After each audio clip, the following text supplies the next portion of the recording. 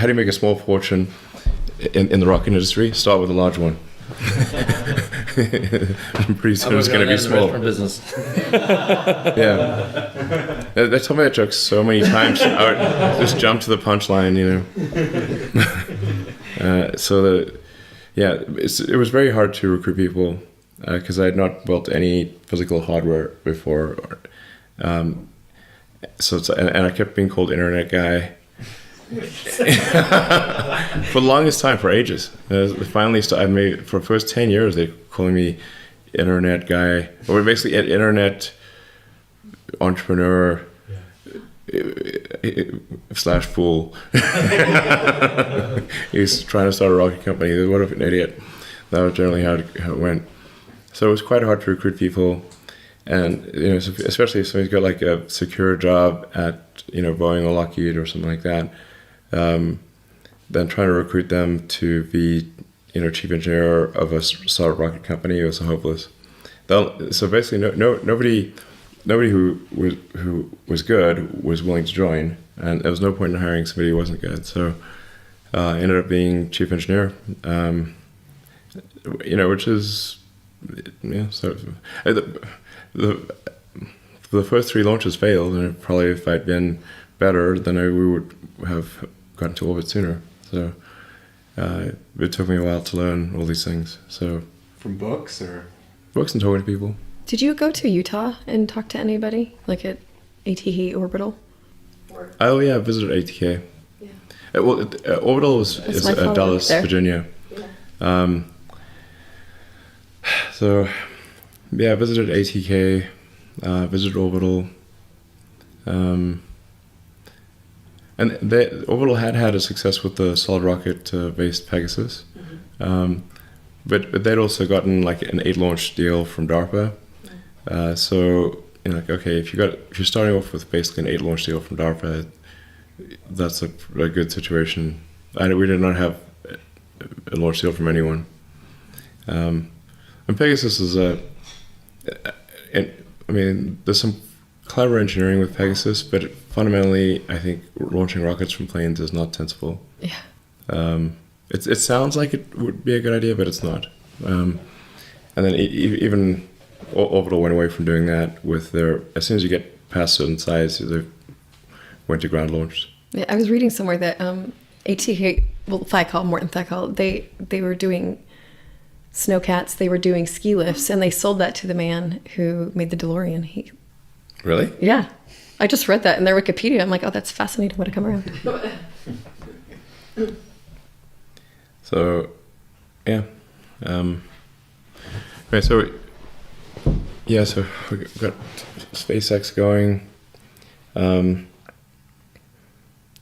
And that was very difficult. We got the Falcon 1 rocket built.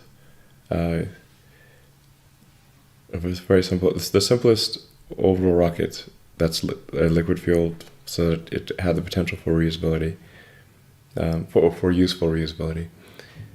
And then we had 3 failures. Finally got to orbit at the end of 2008. So that was incredible. Going down to Kwajalein and watching. Yeah, you wrote it like a blog for a while. Yeah, I actually still have it up there. It's it's an old blogging platform that Google still keeps alive. It's called quajrockets.blogspot.com. I think it's going to get a lot of traffic soon. Yeah, totally. Send it. Check it out. It's all there. It's photos and photos of there was one photo of Elon picking up a satellite. We launched the rocket and the rocket exploded, which was very, very, very sad. Everyone's super sad. People were like pouring their heart and soul into the rocket. And the satellite was, I think, a U.S. Navy or Air Force Academy. Air Force Academy, and it was thrown out of the rocket and fell through the roof of the hangar. This is like where you really think. A hangar, exactly. It's like a stand-up tent and small tool shed. Yeah, wasn't supposed to do that. Like the size, maybe the size of this room. The rocket it had. This is the first launch failure, so it had there's a cracked aluminum B nut on that cracked during liftoff and created so there was an engine fire. This wouldn't have been the end of the world, but there was one of the helium lines was steel mesh overwrapped with a Kevlar sleeve, and it melted the sleeve. And so we lost pressure, pneumatic pressure, which caused the engine valves to close. So about 30 seconds after liftoff, the engine shut itself off due to the engine fire, and then it went ballistic and basically smashed in the rocks just a couple hundred feet offshore. And when it was quite a big explosion actually. In that explosion, the satellite, which was in a fairing, went through the fairing on a ballistic arc back onto the island, smashed through the tool shed roof and onto the floor in a pretty reasonable condition. Like it wasn't totally gnarled. Reuse it? So we gave them back their satellite. so like, we didn't lose your satellite. It may need some repair. But it was so improbable that the satellite would come back. We had a couple more failures after that. 2008 was a particularly difficult year because we had the third failure in 2008. The Tesla financing round collapsed. Oh, it was such a nightmare. And I got divorced, and it was just I think 2008 was Bad year. really, really bad. Yes. It was a bad year. Yeah, I don't think anyone could. I think 2018. I think 2018 was worse. What's up with 8? Well, with the Model 3 ramp, right? Oh, there were so many things that happened in 2018. So much drama, it's insane. Yeah. So, yeah. Sorry, so we're in 2002 starting SpaceX.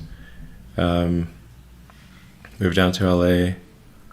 And it was pretty fun in the beginning. Like generally, startups are pretty fun in the beginning, and then you go through the, chasm of doom. Chasm of doom. Yeah. Trough of sorrow. Trough of sorrow. Exactly. Yeah. It's rough. Despair. Yeah. It's usually always like everyone's like super optimistic and excited for first year or so, and then things start to go awry, and there's usually many years of grief before this finally day dawns. So it's like 2002, and then about in 2003 is when Rosen and JB Strawell called me up and said, "Hey, we want to have lunch." I want to say Harold Rosen. I think that's his name. But he weirdly had he was a pioneer in space technology and electric vehicles, which is odd crossover. And he'd done something called Rosen Motors, which is like sort of an electric vehicle company, and but he'd also been pioneer in geostationary satellites. So he called me up and said, "Hey, let's have lunch." So we had like lunch at like Smith and Wollensky or something in El Segundo, where SpaceX started, and so Strawell and Rosen were talking about space stuff, and then started talking about electric cars, and I said, "Oh yeah, so I was going to be working on electric car technology at Stanford," and then JB said, we should take a drive in the T0 from AC Propulsion. Mm-hmm. And I was like, yeah, because the timing is like lithium-ion batteries was really like the critical breakthrough needed for compelling electric cars. And so I was like, okay, I'll go try out their T0, which had specs similar to what we eventually brought to market as the Tesla Roadster. So then so I got a ride in the T0, and then I tried to convince Al Cacconi and Tom Gage to commercialize the T0. Now the T0, and there's like lots of stuff online about it. It didn't have doors or a roof, so like clearly you need to add those things, or any safety systems, and it was very unreliable because it was just like sort of a proof of concept basically. I heard it was basically like hand assembled. You guys really had trouble scaling it.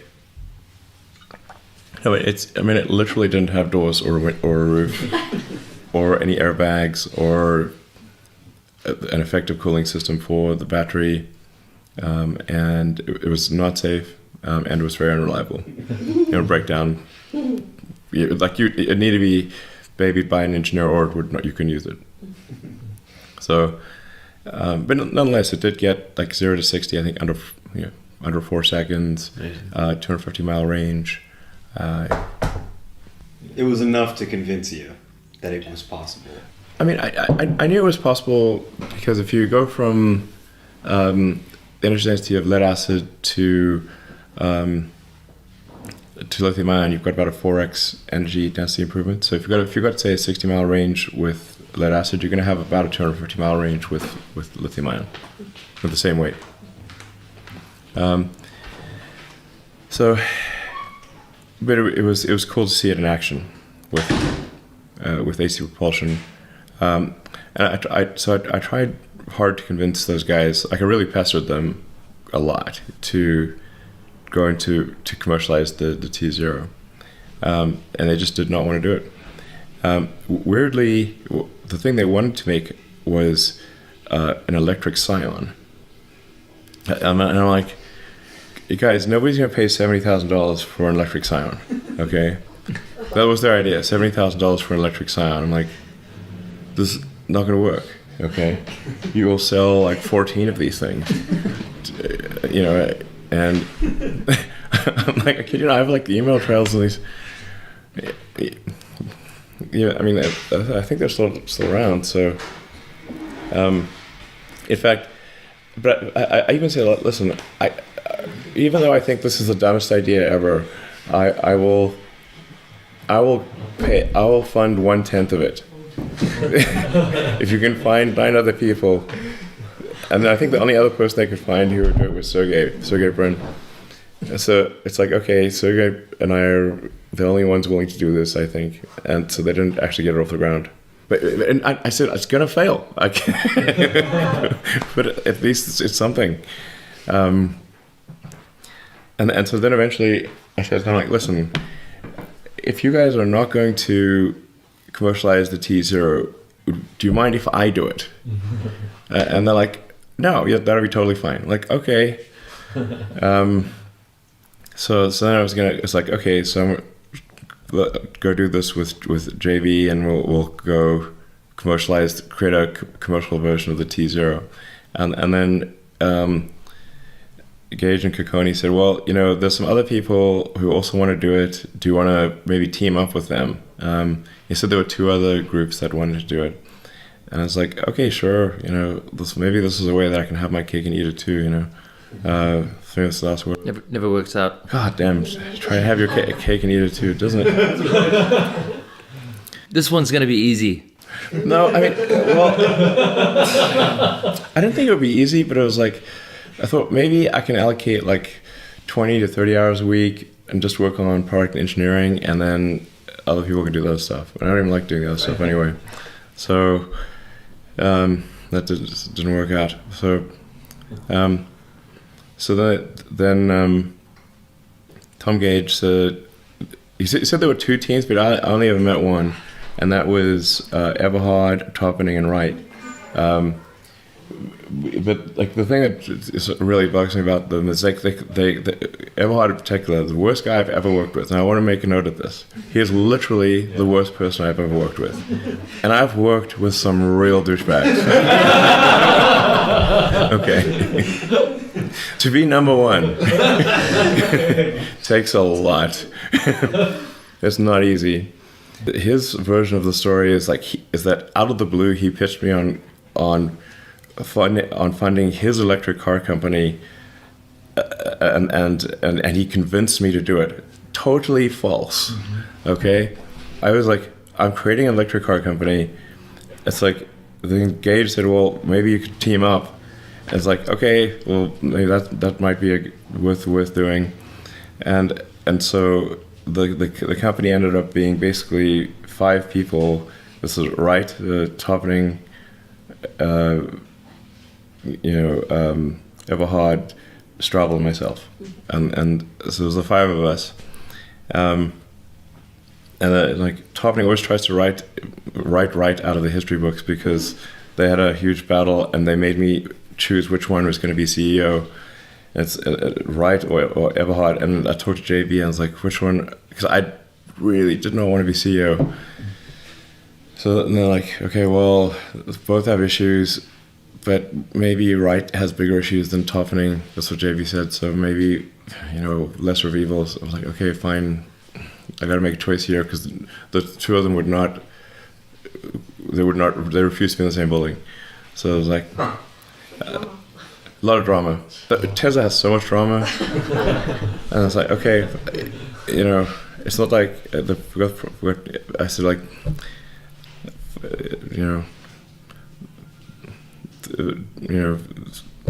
lesser of 2 evils. So it's like I said, right, sorry, not that I didn't think he had good points, but if I got to pick one, I was trying not to be CEO. I got to make this rocket company work. So anyway, so then made it was like right, it's like had to leave then. Anyway, so we got basically we jammed AC propulsion, powertrain, and battery pack into a Lotus Elise. With the first prototyping, like, really just jammed it in, in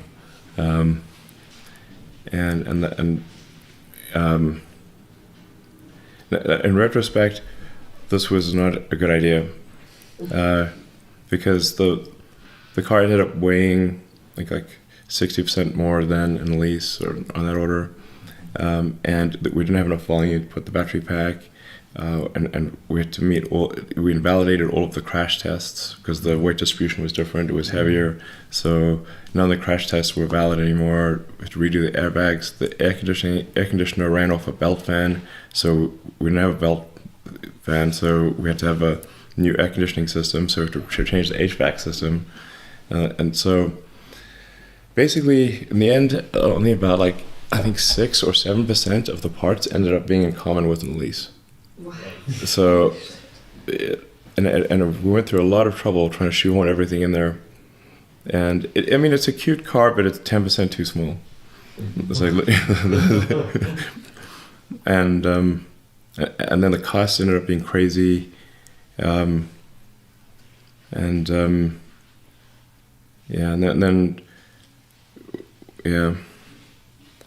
there was an audit of the costs of the production cost of the Roadster by one of the investors that joined in 2007, and then they called me up and said, hey, the numbers that Martin is telling you, that everyone's telling you about the Roadster, are totally false. Oh boy. And I was like, what do you mean? He says, no, we just did an audit. It's more than twice of what he's saying. Yikes. Yeah. It's like we would have to sell this car for $250,000 in order to not lose money. I was like, this is insane. Wow. So anyway, then we obviously had to fire Everhard. There was no choice about that. Yeah, and then it turned out not only had he misled me directly, but he'd instructed others to also lie. Yeah. Yes. When I say somebody that's the worst person I ever worked with, yeah. It's pretty bad. Mm-hmm. Yeah. So, but SpaceX also hadn't gotten to orbit at that time, so I was like, man, so then I asked, what is the name? Harris. Remember the guy? I'm blanking on the name. No, we brought in a CEO. The interim. Yeah, he ran like a manufacturing company. I mean, he seemed pretty smart. The problem that I found with Tesla was we were a startup in Silicon Valley, building a car that was really manufacturing and materials engineering. And it's really like all the talent was for, you think there was probably talent, in Detroit or Japan. But if you took any of those guys in to run Tesla, they would run it like a car company, and then it would be destroyed. Well, I had no idea. You can take somebody who's running a giant corporation. You just could not take someone from a massive company culture and have them do a startup, and yet you couldn't find anyone in Silicon Valley who knew enough about making cars, and so we kind of found a middle of the road one he was an expert in manufacturing. Flextronics, that's right. Ex-CEO of Flextronics was an investor.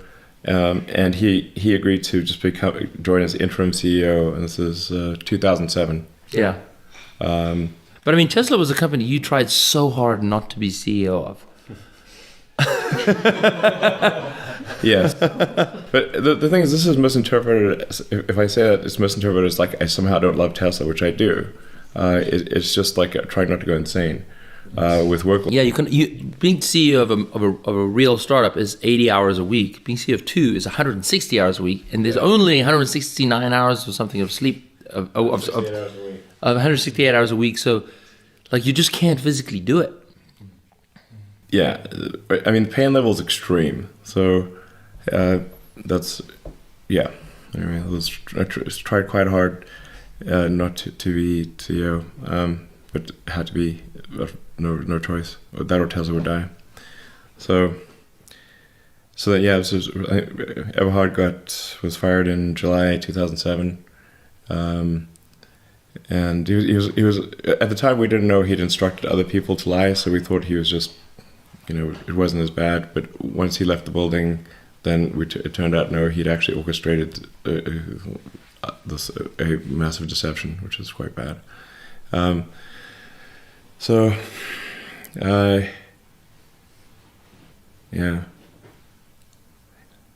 he also said he came up with the name of Tesla Motors, which is false. That was created by a guy in '95, and moreover, he knows this because we went to great length. We had to buy the trademark. Yeah, exactly. So he can come up with the name. It was a trademark in '95. So it was like there's a whole bullshit backstory of it, but. The guy, we almost had to change the name of the company because the guy who owned Tesla Motors wouldn't communicate with us, and so eventually we sent the nicest guy in the company, who's weirdly Martin's best friend, which I don't understand, but Mark Topping, super nice guy. I like Mark a lot, actually. Yeah, you can't not like Mark. It's impossible. He's a super nice guy, so. We sent Mark to go sit on the guy's doorstep and not leave until he until he agreed to at least negotiate with us or something. He talked to us, and then we ended up buying the trademark for $75,000. Good deal. Yeah. Was he the one who owned the domain too? No, that was a whole different nightmare. But the domain guy, that took us 10 years to buy that Tesla.com domain. Man, and he is, I think, still like a networking engineer at Juniper. So, yeah, that cost us like $10 million. Yeah, that was crazy. Like the guy just held out. Was he just sitting on the domain, or was he using it for something? It was impossible to. No, he wasn't using it for anything. Just holding the name. It's like Twitter handle Falcon Heavy isn't being used. We're fighting for that one. Yeah, so man, took us ages to buy the Tesla.com domain. But we were gonna have to change the name to be something else. And actually, the lead candidate was Faraday as the name, because Faraday invented the electric motor, and then Tesla perfected the electric motor with the AC induction motor. So it was, if we couldn't do Tesla, we would do Faraday. And then, ironically, a competitor was later created called Faraday. Faraday, yes. A startup from China, right? Yeah. So, did you guys have a Faraday logo or anything? Were you that far down the no. track? We didn't really even have a Tesla logo until later because there was nothing to sell or anything. So, but in the end, the Tesla logo and the Tesla font was done by me working with basically a little firm. That's why the Tesla and SpaceX, there's some similarities between the fonts, and that's because it was done by the same people. Yeah, I spent a lot of time on the Tesla and SpaceX fonts. Get the little things. That's cool. You want to eat now? Yeah, sure. Excellent. All right. Awesome.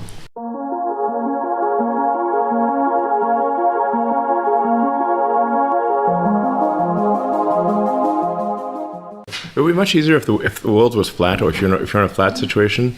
As soon as things are not flat, and you've got the world is like, it has undulations and curves, and then the car can be at any kind of angle, and then if you accelerate or brake, it's actually going to tip a little bit. Yeah, you've got sort of pitch and yaw compensation. That's where it gets really tricky. Yeah, I mean, they're doing just amazing work. It literally just blows my mind every time, like, there's an update. Like, you think it's like, wow, I can't believe it's this good. And then it just gets better. Like the big one was the faster lane changes. Like as you push the turn signal, it's like immediately. It's really awesome. That's so satisfying. Yeah, And love that. I was kind of just like before, I was like, okay, it's not that good, but it feels good because like I can't believe a computer's doing this. Then we got the faster ones, and I was like, oh my god, it was so bad before. Like, you know? Yeah. I mean, it'll be able to just do crazy maneuvers like a high-speed chase technically, because it's you don't always want to bias the thing to be conservative in the actions that it takes. Yeah. But there's quite a significant foundational rewrite in the Tesla autopilot system that's almost complete. As Really? well. Yeah. And what part of the system? Like perception, like planning, or just like? It's instead of having planning, perception, image recognition all be separate, they're being combined. Yeah. I don't even understand what that means. Effectively, like the sort of neural net is absorbing more and more of the problem. Right. Beyond simply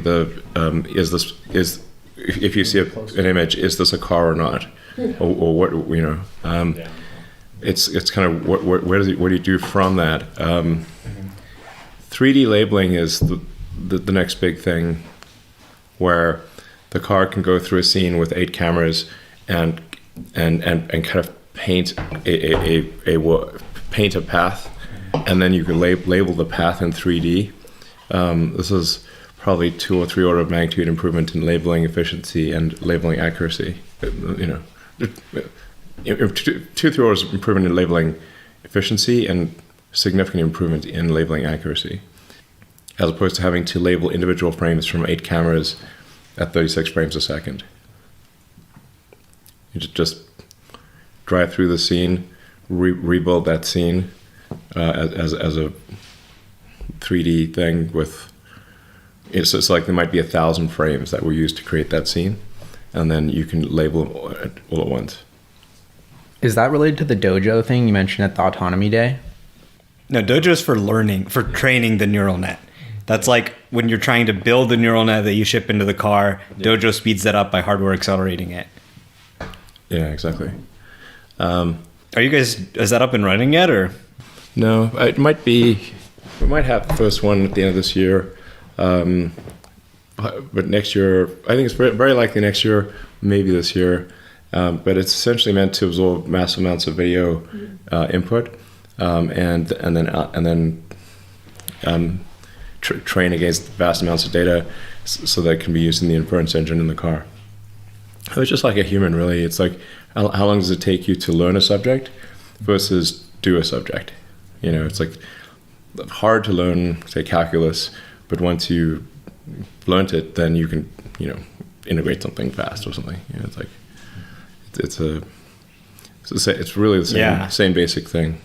Yeah, I mean, that'll just really tighten the feedback loop. Like, at some point, it just gets impossible to catch you guys.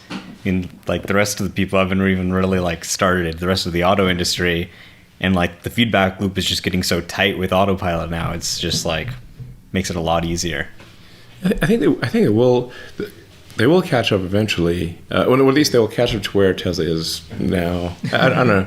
I mean, things like, for example, we're talking about maps and directions and how... Today, like computer-based navigation is considered trivial, but back in '95 it was not trivial. Right? Yeah. It was considered very hard, and the compute power you had was tiny. So the code had to be super tight. Couldn't have fluffy code if you're trying to execute something on like a 386. It was like very, very puny amount of memory and compute. So now but now maps and directions are easy. I think at some point in the future, it might be a decade or something, then autonomy will seem easy. Yeah, I mean, it'll obviously be commoditized in the long term. Yes, it will seem easy in 10 years, but there will be a long stretch there where there'll be vast differences between cars. Well, and the auto industry is used to slow rates of improvement. So,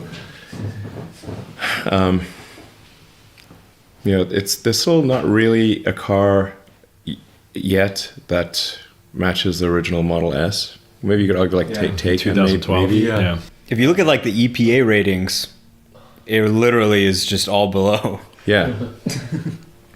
So that was 2012, and it's 2020. Mm-hmm. So it's still like pretty hard to get a car. Let's say there's not a car available at the price of the Model S that has the capabilities of the Model S of 2012. It's kind of exactly what you were talking about with the Elise, where you're like, oh, we'll just put a battery in the Elise, and that kind of showed you like, okay, we really need a ground-up electric design. Yeah. And the rest of the industry hasn't done that. The sort of founding principles of Tesla were basically completely wrong. So the premise going in is like, it's not going to be that hard. We'll just take the Lotus Elise, it's a nice lightweight car, and we'll take AC Propulsion's drive unit technology, and we'll put them together, and we'll have an electric car, and it'll be great. This sounds pretty easy. Yeah. Except the AC Propulsion technology could not be industrialized. Like, it was like basically handcrafted electronics with an analog motor controller. Yeah. And so depending if there was hot or cold, your car would respond differently or not at all. And the motors were hand wound. It was just like it was like impossible. You cannot scale this technology. You could have like finicky, individually made, super expensive prototypes, but we ended up using none of the AC propulsion technology. So. It's something that looks cool and works well at an individual prototype level does not necessarily scale. And then like I said, it was like maybe 7% of the parts of the original Roadster were in common with the Lotus Elise. It would have been way easier if we started from a blank slate. It would have been a better car. But I think like the real test of any given startup is how well does it respond to adversity and adapt and just figure it out. So like most things are just, when they start out, they don't make a lot of sense. But then as long as you adapt quickly, then you can make the company work. If you say like sort of Confinity, doing Palm Pilot tokens with an infrared port made no sense, but they adapted quickly to online payments. That was key. At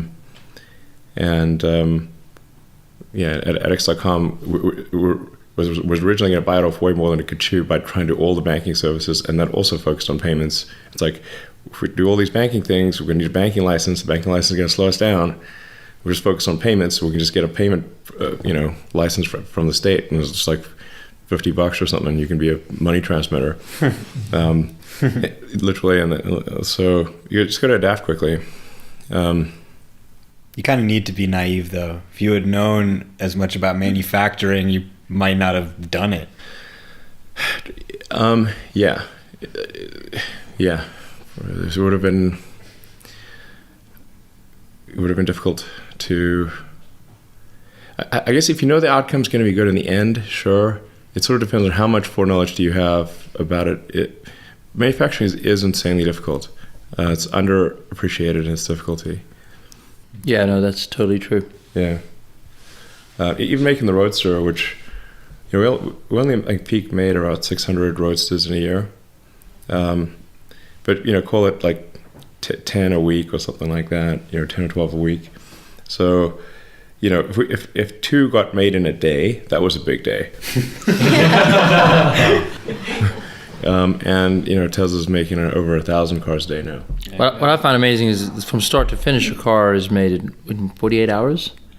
Yeah, depending on what counts, start to finish. Yeah, it depends. But you can see the rolled aluminum in one section of the factory, and you can see the cars coming out the other end, and it really is astounding. And yeah. Cars have been built for a long time, but this is just astounding. It's still, when you don't appreciate when you're driving a car how much goes into the level of detail, the 10,000 parts that come together, the shaping of everything. 10,000 unique parts. Unique parts. Wow. The pack alone is several thousand cells.